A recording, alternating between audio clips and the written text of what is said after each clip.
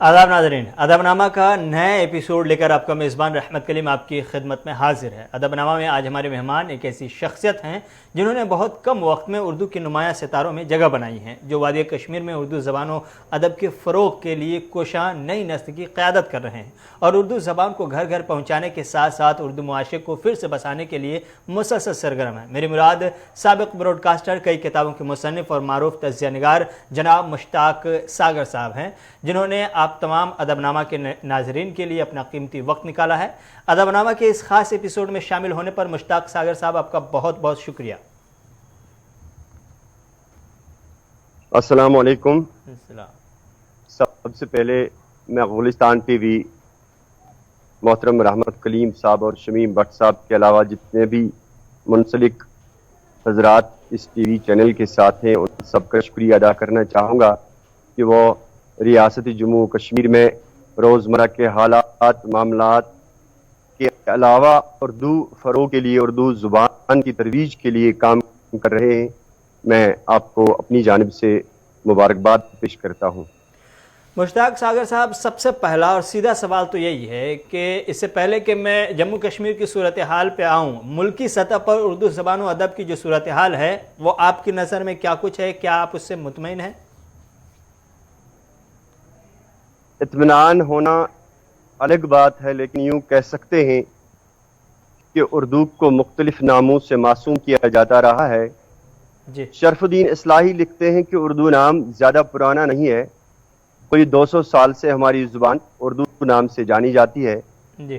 पहले लफ्ज़ उर्दू तरकीब की सूरत में अपने लगवी माने में इस्तेमाल होता था और ज़ुबान उर्दूई मौला कहलाती थी, यानी शाही लश्कर की ज़ुबान। रफ्ता रफ्ता ज़ुबान का लफ्ज़ खारिज हो गया और उर्दूई मौला ही रहा। कुछ अरसा बाद अज़राह इख्तिसार मौला भी साकित हो गया और सिर्फ उर्दू बाकी रह गया। उर्दू के चंद कदीम नाम ये भी हैं हिंदी, हिंदवी, हिंदुस्तानी ज़ुबान। यूँ कह सकते हैं जिस तरह शम्सुर रहमान फारूकी लिखते हैं कि जिस ज़ुबान को आज हम उर्दू कहते हैं, पुराने ज़माने में इसी ज़ुबान को हिंदवी, दहलवी, दक्कनी या फिर रेख्ता कहा जाता था जी। लेकिन यूँ कह सकते हैं कि आज के दौर में उर्दू ज़ुबान के साथ जो नाइंसाफ़ी हो रही है उसके ज़िम्मेदार सरकारी मशीनरी के अलावा हम आम आदमी भी हैं जी। आम लोग भी हैं, क्योंकि दौरे हाज़िर में हमने अपनी पहचान यानी उर्दू के साथ अंग्रेज़ी अल्फाज को इस तरह मिलाया है, खवा घर हो, बाज़ार हो या स्कूल हो, कि अब अंग्रेज़ी और उर्दू दोनों में फ़र्क करना मुश्किल हो रहा है जी। मसलन कल तक हम उर्दू में बात करते थे तो बाज़ार लफ्ज़ इस्तेमाल करते थे, आज मार्केट कहते हैं। घर की बात करें तो बेडरूम इस्तेमाल तो किया जाता है आज। इसी तरह स्कूलों की बात करें, क्लास रूम्स के बाहर तख्तियाँ लटकी हुई होती थी, किसी पे अव्वल जमात, किसी पे दोम जमात, किसी पे सोम जमात लिखा हुआ होता था जी। लेकिन आज आप देखें, आज तख्तियों पे नाम भी अलग हैं, बाज़ारों में जो हम दुकानों के नाम देखते हैं वो भी अलग हैं, अंग्रेज़ी से इस तरह मिले जुले हैं कि अब फ़र्क करना मुश्किल है। ये एक बड़ी वजह है कि जो हम रोज़मर्रा ज़िंदगी में अपने बच्चों के साथ हम कलाम हो जाएं या बुज़ुर्गों के साथ हम कलाम हो जाएं तो हमारी ज़ुबान से रोज़मर्रा मामलात में ऐसे अल्फाज निकलते हैं कि जो उर्दू से बहुत दूर होते हैं। यही वजह है कि उर्दू को हम अगर ज़वाल पज़ीर कहें तो गलत नहीं होगा। वो मिठास, वो शहद जैसी मिठास जो उर्दू अल्फाज में हुआ करती थी, मसलन हम घर में बैठ के अम्मी जान कहा करते थे, अब्बा हुजूर या अब्बा जान पुकारते थे, आज डैड या मॉम वगैरह इस्तेमाल करने से बज़ाहिर आजकल का नौजवान, आजकल के लोग तरक्की पसंद हैं, लेकिन उर्दू ज़ुबान के साथ जब ये मामलात हों तो ये कहना गलत नहीं होगा कि उर्दू ज़ुबान زوال کی جانب جا رہی ہے۔ مشتاق صاحب، کہا یہ بھی جا رہا ہے کہ جموں کشمیر میں اردو بہت کم بولی جاتی ہے، لوگ زیادہ تر کشمیری اور ڈوگری وغیرہ بولتے ہیں، کیا یہ سچ ہے کہ کشمیر میں بھی اردو کے چاہنے والے کم ہو گئے ہیں؟ کشمیر میں، جموں کشمیر میں اردو کے چاہنے والوں کی تعداد کم نہیں ہے، جی، بلکہ روز بروز یہ تعداد بڑھتی جا رہی ہے۔ لیکن ہم جب بات کریں تو ملک کی بات کریں، ہم ہندوستان کی بات کریں تو بھارت میں پوری سبھی ریاستوں میں اگر کہیں گے تو واقعی تعداد کم ہوئی ہے، لیکن جموں و کشمیر میں یہ تعداد بڑھتی ہی جا رہی ہے، کم نہیں ہو رہی ہے، یہ بلا جھجک ہم کہہ سکتے ہیں۔ جموں کشمیر میں اردو کا مستقبل کیسا ہے؟ کیا یہ کہہ سکتے ہیں کہ اردو کا مستقبل جموں کشمیر میں تابناک ہے؟ اگر یہ کہیں گے تو پھر اس کی بنیاد کیا ہوگی؟ ہاں جی، جموں کشمیر میں ہم سب سے پہلے لیں گے یہاں کے جو اخبارات ہیں جی، ان کا ایک اچھا خاصا رول ہے اردو زبان کے حوالے سے۔ جموں کشمیر میں بیشتر اخبارات اردو میں چھاپے جا رہے ہیں اور ہم پسند بھی کرتے ہیں، لیکن جو صورتحال ہمارے معاشرے کی ہے، ہم اپنے معاشرے میں اردو سے دور ہوتے جا رہے ہیں۔ ہاں، یہ ضرور کہہ سکتے ہیں کہ آئندہ کچھ برسوں میں 50-100 سال کے بعد اردو مکمل طور نہیں تو 80% تک زوال پذیر ہوئی ہوگی، کیونکہ ترجیح آج کل کے دور میں انگلش میڈیم کو دی جاتی ہے۔ ہم جب بچے کا داخلہ دلواتے ہیں تو ہم پسند کرتے ہیں کہ انگلش میڈیم میں ہو۔ انگلش میڈیم کے خلاف تو نہیں ہے، لیکن بات ہے کہ اگر انگلش میڈیم میں یا سرکاری سطح پر سرکاری اسکولوں میں جتنا ہم زور دیں گے انگلش زبان پر، انگریزی زبان پر، اگر اس کے مد مقابل اردو کو بھی مد نظر رکھیں گے تو غلط نہیں ہوگا، کوئی مسئلہ نہیں ہوگا۔ اتنا ضرور کہہ سکتے ہیں کہ جموں و کشمیر میں اردو زوال پذیر مکمل طور نہیں ہو رہی ہے، لیکن جو حالات ہیں، جو صورتحال ہے، جس طرح ہمارا معاشرہ چل رہا ہے یا ہمارے معاشرے میں روزمرہ کے معاملات، بھائی بہنوں کے ساتھ ملاقات، بازاروں میں جانا آنا، یا ہمارا لہجہ، ہماری بات چیت جو ہے، ہم کہہ سکتے ہیں کہ اردو کو نقصان پہنچے گا، زوال پذیر ہو سکتا ہے۔ البتہ یہاں کے چاہنے والوں، اردو کے چاہنے والوں کی کمی بھی نہیں ہے۔ اس کے لیے لازمی ہے کہ کوئی این جی او آگے آئے، اس کے لیے لازمی ہے کہ کچھ لوگ جو اردو کے چاہنے والے ہوں سیمینارز کا اور مختلف طریقوں سے لوگوں تک یہ بات پہنچائے، جو اس کے چاہنے والے ہیں وہ اس سے پسند کریں گے اور یہ روز بروز ترقی کرتی جائے گی، نہ کہ یہ زوال پذیر ہوگی۔ البتہ ہمیں اس کے لیے اقدامات اٹھانے ہوں گے۔ ریاست جموں کشمیر کے لوگ جو ہیں، جو یہاں کے اردو کے چاہنے والے ہیں، ان کی کوششوں سے اردو زبان ترقی کرے گی۔ مشتاق صاحب، والدین اپنے بچوں کو اردو پڑھانے کے بجائے انگریزی پڑھانے کو ترجیح دے رہے ہیں، کیا آپ مانتے ہیں کہ والدین کے اندر آئی اس تبدیلی کی وجہ سے اردو کا نقصان ہو رہا ہے؟ اور یہ تبدیلی کیوں آئی ہے؟ آپ کی نظر میں کیا ہے اس کے پیچھے وجہ؟ بالکل یہ صحیح ہے کہ والدین آج کل کے دور میں اردو زبان کے بجائے انگریزی اسکولوں میں، یا ہم جسے انگلش میڈیم کہیں گے، ترجیح دیتے ہیں اپنے بچوں کو وہاں پڑھانا، وہاں داخلہ دلوانا۔ لیکن ایک بات بھی یہاں کہنا لازمی ہے، اردو زبان کے ساتھ محبت تو ہماری پہچان جو ہے، یہ ہماری تہذیب ہے، یہ تو لازمی ہے۔ انگریزی بھی پڑھانا لازمی ہے۔ یہاں کے والدین جو اردو کے بجائے انگریزی زبان کو ترجیح دیتے ہیں، ان کے لیے ایک پیغام ضروری ہے۔ یہ پیغام چاہے میڈیا کی وساطت سے ہو، یا سیمینارز یا سمپوزیمز کی وساطت سے ہو، یا عوامی بیداری مہم کے حوالے سے ہو، یہ لازمی ہے کہ انگریزی کے ساتھ ساتھ اردو زبان کو بھولنا ہمارے لیے نقصان دہ ثابت ہوگا، کیونکہ اردو زبان جو ہے یہ میٹھی زبان ہے، یہ ہماری پہچان ہے، یہ ہمارے بزرگوں کی زبان ہے، اور اردو زبان خوبصورت زبان ہے۔ انگریزوں نے جب یہاں قدم جمائے، ان کے دور میں بھی اردو ہی وہ واحد زبان تھی جو انگریزوں اور یہاں کے مقامی لوگوں کے درمیان رابطے کی زبان رہی ہے۔ لہذا ہمیں اردو کو ترقی کی راہوں پہ دیکھنا ہو تو ہمیں عوامی بیداری مہم کا آغاز کرنا ہوگا.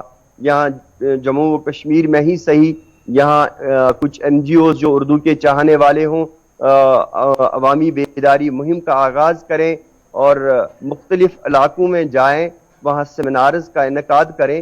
ممکن ہے کہ یہ زوال پذیر نہیں ہوگی، البتہ ایک فکر لازمی ہے، ایک فکر ضروری ہے. جو آج کل کا زمانہ ہے، آج کل کا دور ہے، آج کل کی جدیدیت ہے، آج کل انگریزی کو ترجیح دی جا رہی ہے، مختلف زبانوں کو ترجیح دی جا رہی ہے بنسبت اردو کے. لہذا لازمی ہے کہ ہمارے والدین جو ہوں انہیں چاہیے کہ انگریزی کے ساتھ ساتھ اردو جو بہت خوبصورت زبان ہے، میٹھی زبان ہے اور ہمارے معاشرے میں ایک سمجھنے والی زبان ہے، اس کو بھی ترجیح دیں. مشتاق صاحب، لولہ ساگر اور بنگس وادی 2 کتابیں آپ کی منظر عام پر آئی ہیں. ان دونوں کتابوں کی خاص بات کیا ہے، اور اس کے علاوہ بھی اگر کوئی کتاب آئی ہے تو وہ بتائیں، چونکہ ہماری نظر سے بھی نہیں گزری. جی، میری سب سے جو پہلی کتاب منظر عام پر آئی ہوئی ہے وہ لولہ ساگر ہے. لولہ ساگر پوئٹری ہے، کشمیری پوئٹری، مادری زبان میں نے لکھی ہے. اس میں شاعری ہے، غزلیں ہیں، نعت اور نظم ہے. بہت پہلے وہ منظر عام پہ آ چکی ہے. اس کے بعد شاعری سے ہٹ کر میں نے یہاں ضلع کپوارہ میں، کشمیر کا ایک ضلع ہے ضلع کپوارہ، یہاں کے مغرب میں ایک بہت خوبصورت وادی ہے، اس کا نام ہے بنگس. میں نے بنگس پہ ریسرچ کی، کیونکہ بنگس وادی برف سے ڈکی رہتی ہے زیادہ مہینوں، سال کے زیادہ مہینوں کو، اور بہار میں وہاں کچھ لوگ اپنے مال مویشیوں کو لے کر جاتے ہیں. انہی کی رسائی وہاں تک ہوتی ہے، کیونکہ سڑک کا جو رابطہ ہے وہ منقطع ہے اس وادی سے، اور 10,000 فٹ کی بلندی پہ واقع ہے. اور وہاں رہنے یا قیام کرنے کے لیے کوئی مناسب اقدام ابھی تک نہیں اٹھایا گیا ہے، ہوٹلز وغیرہ نہیں ہیں.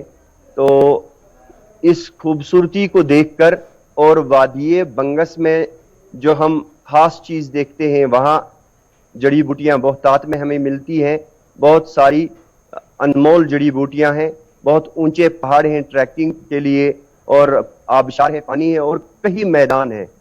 اس پر تواریخی اعتبار سے نظر دوڑائیں تو جہاں کشمیر میں آپ valley of Kashmir, geography of Kashmir, Nilmat مت پران، راج ترنگنی یا وادی کشمیر یا دیگر ہسٹری کی بکس جو دیکھیں گے تو بنگس وادی پر صرف 2.5 سطور لکھی گئی تھی، جس وجہ سے میں نے بنگس پہ ریسرچ کی.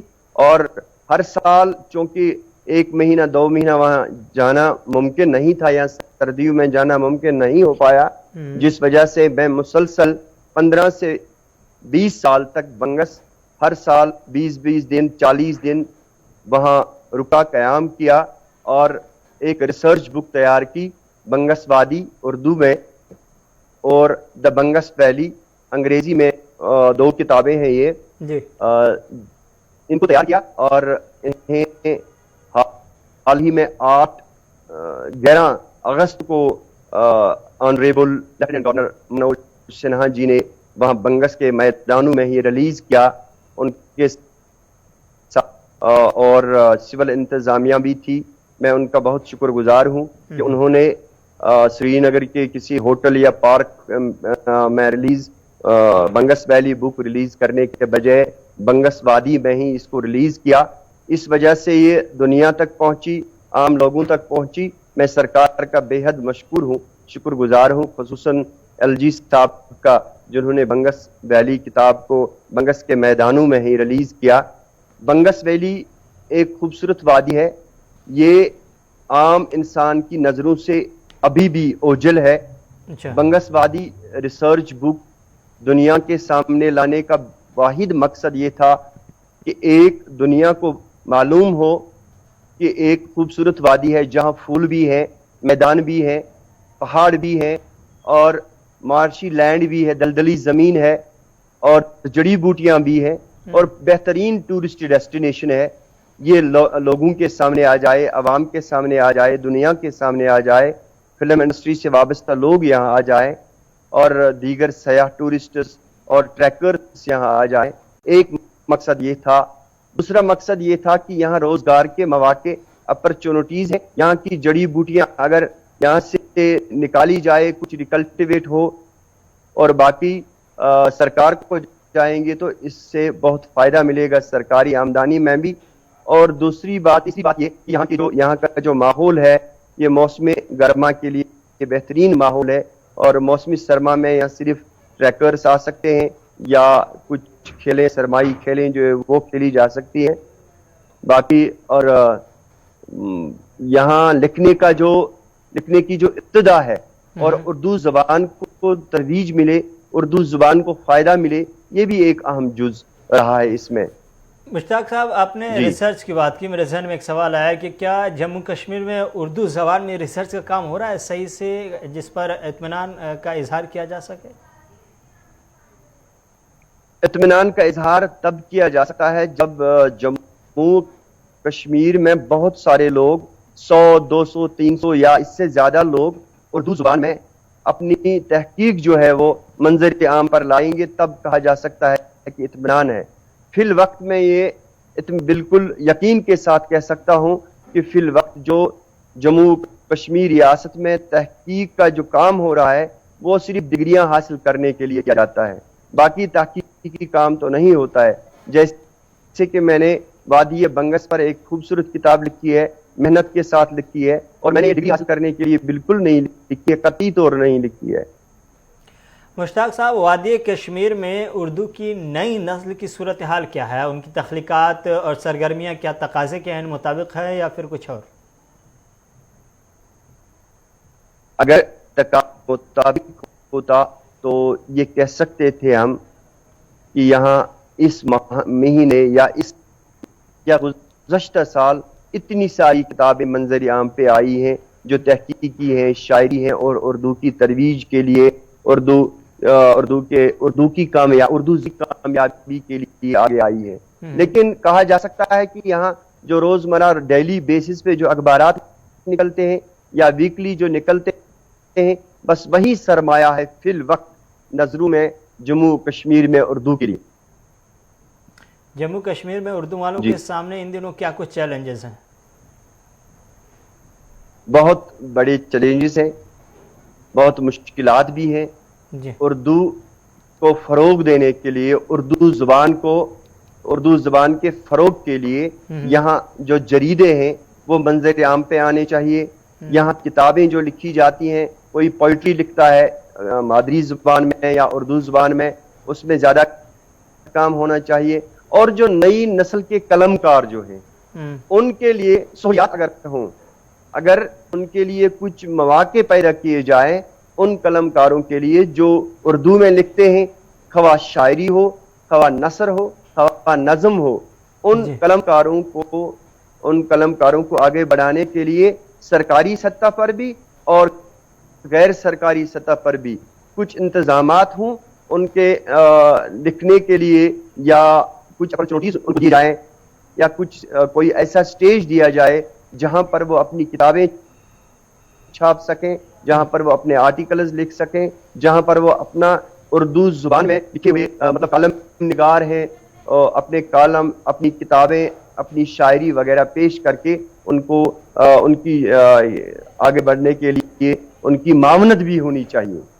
ایسا کچھ یہاں دکھائی نہیں دے رہا ہے کہ جموں کشمیر میں کوئی ایسا سٹیج میسر ہے جہاں پر دور حاضر کا قلمکار جا کر اپنی تخلیقات کو پیش کر سکے یا اپنے لکھے ہوئے آرٹیکلز, شاعری, نثر, نظم وغیرہ پیش کر سکے, اور یہ اس سے اطمینان ہو کہ یہ کل منظر عام پر آئے گا اور اردو زبان کی ترقی کے لیے ایک خزانہ ہوگا.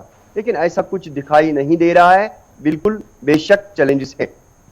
جموں کشمیر میں جو اردو زبان و ادب کے فروغ کے لیے ادبی تنظیمیں ہیں, چاہے وہ سرکاری ہو یا غیر سرکاری, ان تنظیموں کی کیا حالت ہے؟ جموں کشمیر میں اردو ادب کے فروغ کے لیے جو سرکاری اور غیر سرکاری انجمنیں ہیں, ادبی تنظیمیں ہیں یا کوئی تنظیم ہے, زمینی سطح پر کہہ سکتے ہیں کہ ان کا کام ابھی اس لحاظ سے یا اس لیول پہ نہیں ہے کہ عام انسان کو، عام قلمکار کو یا عام قارئین کو معلوم ہو. کہہ سکتے ہیں کہ کاغذی گوئے بہت دوڑائے جاتے ہیں، لیکن زمینی سطح پر نہ بھی کہیں تو بجا ہوگا. کیا آپ بھی مانتے ہیں کہ اردو زبان کو اگر روزگار سے جوڑ دی گئی ہوتی تو اردو کی یہ حالت نہیں ہوتی جو آج ہے؟ بے شک، اگر اردو زبان کی ترویج کے لیے، اردو زبان کی کامیابی کے لیے، اردو زبان کے فروغ کے لیے انجمنیں سرکاری سطح پر، غیر سرکاری سطح پر آگے آئی ہوتی، ممکن ہے کہ جو آج ہم دیکھ رہے ہیں کہ اردو زوال پذیر ہو رہی ہے، ایسا نہیں ہوتا. بے شک آپ نے بجا فرمایا. مشتاق صاحب، جموں کشمیر میں اردو کے فروغ کے لیے سرکار کی طرف سے کیا کچھ کیا جا رہا ہے؟ کیا جموں کشمیر کی اردو برادری اس سے مطمئن ہے؟ اطمینان تب حاصل کیا جائے گا جب یہاں کی بیشتر آبادی یا بیشتر قلمکار یہ کہیں گے کہ اردو زبان کے فروغ کے لیے اس سال اتنی کتابیں چھپ چکی ہیں، یا اتنے قلمکاروں کی معاونت ہو چکی ہے، یا کسی اردو زبان میں کسی شاعر، کسی ادیب، کسی قلمکار کی کتاب کو سرکار نے سرکاری سطح پر حاصل کیا ہے اور اسے انعامات و اعزازات سے نوازا گیا ہو، تو بے شک کہہ سکتے تھے کہ بہت کام ہو رہا ہے. آج اتنا کہنا مناسب ہوگا کہ اردو زبان کے فروغ کے لیے اس لیول تک، اس سطح تک کام نہیں ہو رہا ہے جس کی امید کی جا رہی ہے، اور یہاں کا قلمکار اور یہاں کا ادیب جو ہے وہ جو امیدیں لگائے بیٹھا ہے وہ اس لیول تک قطعی طور نہیں ہے. جموں کشمیر کی دفتری زبان اب تک کے اردو رہی ہے، لیکن حالی گزشتہ سال سرکار کی طرف سے فیصلہ لیا گیا اور 4 مزید زبانوں کو جوڑ دیا گیا سرکاری زبانوں کے حصے میں. اس طرح سے سرکار کا یہ فیصلہ اردو کے حق میں تھا یا خلاف میں؟ کیا اس سے اردو کو فائدہ ہو رہا ہے یا نقصان؟ اس سے اردو کو کسی قسم کا نقصان نہیں ہو رہا ہے. جی، سرکار کا یہ فیصلہ اچھا ہے، ہم خوش آمدید کہتے ہیں ایسے فیصلے کو. سرکار نے جو فیصلہ لیا بہتر ہے، اور یہاں سرکاری زبان بھی اردو ہے. البتہ میں نے جیسے کہ پہلے ہی کہا، کچھ ایسی باتیں ہیں کہ جہاں اردو کے زوال کے لیے ہم بھی ذمہ دار ہیں. مثلا آج تک ہم تقریاں لگاتے تھے اپنے دفتر یا اپنے اسکول کے باہر اردو میں، اور آج انگریزی میں ہے، کیونکہ انگریزی کو زیادہ اردو سے یا یوں کہیں گے کہ ہم انگریزی کو پسند کرتے ہیں. کہہ سکتے ہیں کہ اردو دفتری زبان ہے اور دفتروں میں ابھی ہے، پائندہ ہے، لیکن مزید ترقی کے لیے ہمیں سوچنا ہوگا. ہمارے اسکولوں میں جو اساتذہ کرام ہیں انہیں سوچنا ہوگا، اور جو استعمال کرتے ہیں روزمرہ زندگی میں اردو انہیں سوچنا ہوگا، اور سرکاری دفاتر میں جو کام ہو رہا ہے وہ بیشتر اردو میں ہی ہو رہا ہے، اور جہاں تک ممکن ہو پائے انگریزی کے بجائے اردو کو ہی ترجیح ملنی چاہیے، یہ ہم امید رکھتے ہیں. مشتاق صاحب، جموں کشمیر میں جو اردو برادری ہے، اس اردو برادری سے آپ کی کوئی اپیل، کوئی درخواست، کوئی پیغام جو دینا چاہیں اردو کی صورتحال کو دیکھتے ہوئے؟ بالکل اپیل بھی ہے، درخواست بھی ہے. اردو کے چاہنے والے لوگ جو ہیں، میں چاہوں گا اپنا پیغام ان تک پہنچانے کے لیے میں گزارش کروں گا آپ کی وساطت سے کہ اردو کی ترویج کے لیے، اردو کی ترقی کے لیے ایسے قلمکار جو جموں کشمیر میں اردو میں لکھتے ہیں، وہ نثر لکھیں یا نظم لکھیں یا غزل لکھیں، ان کی حوصلہ افزائی ہو. ان کی حوصلہ افزائی کے لیے لازمی ہے کہ اخبارات میں اشتہارات دیے جائیں، جی، سیمینارز کیے جائیں، جی، پامپلیٹس چھاپے جائیں، جریدے چھاپے جائیں، اور اردو کے فروغ کے لیے کام کیا جائے. اور یہ کام ریاستی سطح پہ ہو، ضلع سطح پہ ہو، اور تحصیل لیول پہ ہو. جی، ممکن ہے کہ اردو کو فروغ ملے اور اردو کو ترقی ملے. میری استدعا ہے ایسی انجمنوں سے اور ایسے اشخاص سے اور ایسے عہدیداران سے کہ اردو کے فروغ کے لیے ہمیں آگے آنا ہوگا. ہمیں عام انسان تک جو قلمکار خصوصی طور ہے اس تک پہنچنا ہوگا، اور اس کے لیے ہمیں لاہ عمل تیار کرنا ہوگا. بہت بہت شکریہ مشتاق ساگر صاحب ہمارے تمام سوالوں کا پوری بے باکی سے جواب دینے کے لیے۔ آپ نے جموں کشمیر میں اردو کی جو صورتحال ہے اس کی تصویر پیش کی ہے۔ امید کرتے ہیں کہ آپ نے اردو کے تئیں جموں کشمیر میں جن کمیوں اور کمزوریوں کی طرف اشارہ کیا ہے، جموں کشمیر کی اردو برادری اس پر توجہ دے گی اور اس طرح شاید اردو کا جموں کشمیر میں کچھ بھلا ہو پائے گا۔ اسی نیک امید کے ساتھ اس ہفتے کا ادب نامہ یہیں پر ختم ہوا چاہتا ہے۔ اپنے میزبان رحمت کلیم کو اجازت دیجیے۔ خدا حافظ۔